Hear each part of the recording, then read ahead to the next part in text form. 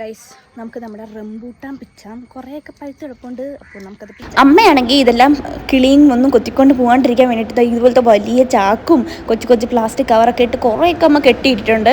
അപ്പോൾ ഞാൻ അതെല്ലാം ഇങ്ങനെ തുറന്ന് നോക്കുന്നുണ്ട്. പക്ഷേ എന്താണെന്ന് അറിഞ്ഞുകൂടാ, ഈ പച്ചയ്ക്ക് പോലും നല്ല മധുരമായിരുന്നു കേട്ടോ. ഞാനാണെങ്കിൽ മഞ്ഞ കളർ, ഒരു സൈഡിൽ ചുവപ്പും ഒരു സൈഡിൽ മഞ്ഞ കളറും ആയിരിക്കുന്നതാണ് കുറേയൊക്കെ പറിച്ചത്. പച്ച പിച്ചിട്ടുണ്ടായിരുന്നില്ല. പക്ഷേ പച്ചയ്ക്ക് സത്യം പറഞ്ഞാൽ ഞാൻ കുറേ പച്ച തിന്ന് നോക്കി, നല്ല മധുരം ഉണ്ടായിരുന്നു. നല്ല രീതിക്ക് റെഡായിട്ട് നിൽക്കുന്നത് വളരെ കുറവായിരുന്നു.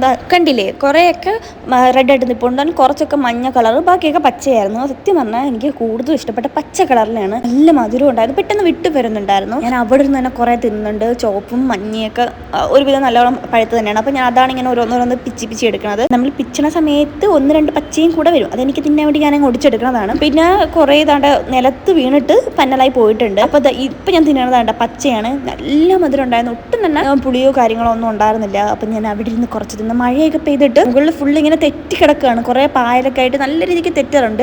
ഞാൻ അതുകൊണ്ട് പയ്യാണ് അങ്ങോട്ടും ഇങ്ങോട്ടും പോണത്. ഈ ഒരു കൊലയിൽ നല്ല ചുമന്നതും പിന്നെ മഞ്ഞ കളറിലും ഉള്ളതും ഉണ്ടായിരുന്നു. അപ്പോൾ ഞാൻ അതെല്ലാം പറിച്ചെടുത്തത്. ഇതുണ്ടോ, നല്ല റെഡായിരുന്നു. ആകെ ഒരു 3-4 റെഡ് എണ്ണ ഉണ്ടായിരുന്നുള്ളൂ, ബാക്കി എല്ലാം ഒരു മഞ്ഞ റെഡ് കോംബോ ആയിരുന്നു. സത്യം പറഞ്ഞാൽ ഇതിനകത്ത് കിളിക്കൂന്ന് പോലും ഒരു പ്രതീക്ഷ ഉണ്ടായിരുന്നതല്ല. കാരണം എല്ലാവരും പറഞ്ഞു ഇത് കിളിക്കത്തില്ല എന്ന്.